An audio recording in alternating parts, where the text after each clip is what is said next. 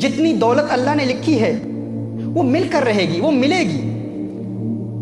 ہم جو کچھ بھی کر لیں، ساری دنیا جمع ہو جائے، ہماری کل دولت سے وہ جو اللہ نے لکھی ہے اس میں سے ایک پینی، ایک پاؤنڈ، ایک یورو، ایک درہم، ایک دینار، ایک روپیہ بھی نہیں نکال سکتے۔ جو لکھا ہے مل کر رہے گا۔ اور اگر ساری دنیا ہماری ساتھی بن جائے، ہماری معاون بن جائے، سارے مالدار لوگ ہماری مدد کرنا شروع کر دیں، تو جو اللہ نے لکھا ہے اس میں ایک پینی کا اضافہ نہیں کر سکتے۔ یہ قانون ہے۔ اگر مسلمان ہیں تو اس پر ہمارا عقیدہ ہونا چاہیے کہ جو کچھ اللہ نے لکھا ہے وہ مل کر رہے گا۔ اگر آپ آج غریب ہیں تو مت سمجھیے کہ آپ اس لیے غریب ہیں کیونکہ آپ زندگی میں کوئی ایسا بڑا کام نہیں کر پائے، آپ نااہل تھے اس لیے غریب ہیں۔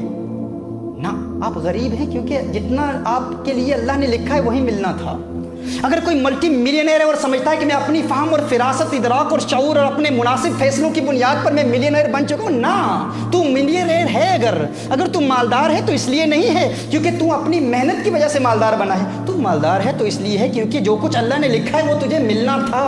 یہ اسلام کا قانون ہے، یہ اسلام کا اصول ہے۔ اگر مسلمان ہے تو اس کو تسلیم کرنا ہوگا۔ ذہن میں ایک سوال آتا ہے کہ ٹھیک ہے، اگر ایسی بات ہے تو پھر ہم کام کیوں کرتے ہیں؟ ہم محنت کیوں کرتے ہیں؟ گھر بیٹھے رہیں، کچھ نہ کریں تو پھر بھی مل جائے گا۔ تو آپ کو بتاؤں، یہی اسلام کا قانون ہے، یہی ضابطہ ہے۔ اگر آپ گھر میں بیٹھے رہیں، کچھ بھی نہ کریں، جو لکھا ہے وہ مل کر رہے گا۔ تو پھر ہم کام کیوں کرتے ہیں؟ کیونکہ کام کرنا رسالت مآب صلی اللہ علیہ وسلم کی سنت ہے۔ وہ جو اللہ نے لکھا ہے وہ تو ملے گا، لیکن محنت کے ذریعے اس کے حصول کے لیے حلال روزگار کمانے کے لیے کوشش کرنا، یہ کوشش میرے آقا کی سنت ہے، یہ عبادت ہے، اس پر ثواب ملتا ہے۔ ہم اس لیے کام نہیں کرتے کیونکہ جو اللہ نے لکھا ہے اس پر اضافہ ہوگا، نہ، یہ قانون نہیں ہے۔ ہم کام کیوں کرتے ہیں؟ کیونکہ کام کرنا سنت ہے، یہ عبادت ہے۔ حلال روزگار کی تلاش عبادت ہے۔ اب اس کا دار و مدار ہم پر ہے کہ ہم اسے کیسے تلاش کرتے ہیں۔ حلال ذریعوں سے تلاش کرتے ہیں یا حرام کے ذریعے تلاش کرتے ہیں؟ وہ تو ملے گا، الٹیمیٹلی وہ ملے گا جو اللہ نے لکھا ہے ہمارے لیے۔ تو جو ملے گا اس کے لیے پھر ہم گناہ کیوں کریں؟ اس کے حصول کے لیے حرام کاروبار میں کیوں ملوث ہوں؟ اللہ عز و جل نے جو لکھا ہے وہ مل کر رہے گا۔ مجھے یہاں ایک واقعہ یاد آ رہا ہے۔ آج سے 4-5 سال قبل تقریباً صاحب میرے پاس آئے، ہماری محفل میں آئے۔ وہ کہتے ہیں کہ تنگ دستی ہے، بڑی پریشانیاں ہیں، میں چاہتا ہوں کوئی کاروبار مل جائے، روزگار کے لیے دعا کیجیے۔ کچھ محافل میں آنا جانا رہا، اللہ عز و جل نے کرم کیا، انہیں کام مل گیا۔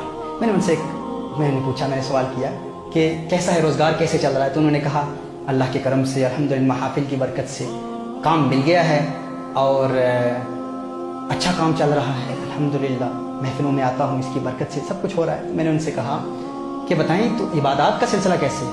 کہا نہیں، ایک مسئلہ ہے، وہاں پر جو میرا امپلائر ہے وہ مجھے نماز نہیں پڑھنے دیتا، عبادت نہیں کرنے دیتا۔ میں نے کہا اچھا، عبادت نہیں کرنے دیتا تو آپ کو تو کام چھوڑنا چاہیے۔ انہوں نے کہا نہیں، ارے اتنی محفلوں میں آ کر، اتنی مدت کے بعد، اتنی کوشش کے بعد، اتنی جد و جہد کے بعد، اتنی دعاؤں کے بعد آج کام ملا ہے اور آپ کہتے ہیں کہ نماز کے لیے کام چھوڑ دوں؟ میں نے کہا آپ کام کیوں کرتے ہیں؟ کہتے ہیں اس لیے کرتا ہوں تاکہ روزگار ملے، تاکہ دولت ملے، تاکہ اپنے گھر کے اخراجات چلا سکوں، گھر چلا سکوں۔ میں نے کہا نہ، کام کرنے کا مقصد یہ نہیں ہے، وہ تو ملنا ہی ہے۔ ہم کام فقط اس لیے کرتے ہیں کیونکہ کام کرنا سنت ہے، وہ جو اللہ نے لکھا ہے وہ تو مل کر رہے گا۔ اور قانون کیا ہے؟ اصول یہ ہے کہ اگر کوئی سنت آپ کو فرض سے محروم کر دے تو آپ اس سنت کو چھوڑ دیں، فرض پر عمل کریں۔ اب کام کرنا سنت ہے، نماز پڑھنا فرض ہے۔ دیکھیے، آپ مثال کے طور پر عصر کی نماز شروع ہوتی ہے 5 to 3 سمجھ لیں مثال کے طور پر، اور آپ نے ظہر کی نماز ادا نہیں کی، 2:55 ہو گیا، آپ نے ظہر کی نماز ادا نہیں کی۔ اب نفل پڑھنا تو سنت ہے، اب اس وقت اگر آپ نفل پڑھنا شروع کر دیں، نفل عبادت شروع کر دیں، آپ نے فرض ادا نہیں کیے تو وہ نفل عبادت اس وقت کرنا گناہ ہے، کیونکہ وہ سنت آپ کو فرض سے محروم کر رہی ہے، لہذا سنت کو چھوڑیں اور فرض پر عمل کریں۔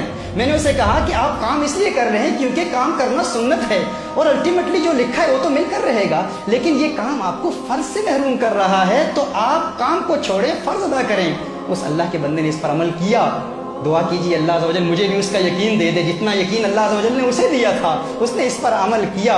कुछ अरसे के बाद मुझे मिला, मैंने कहा क्या किया, काम का क्या हुआ? कहा छोड़ दिया। मैंने कहा रोज़गार कैसे चल रहा है? कहा अल्लाह के करम से एक टैक्सी बेस का खुद मालिक हूँ, अभी खुद मालिक हूँ।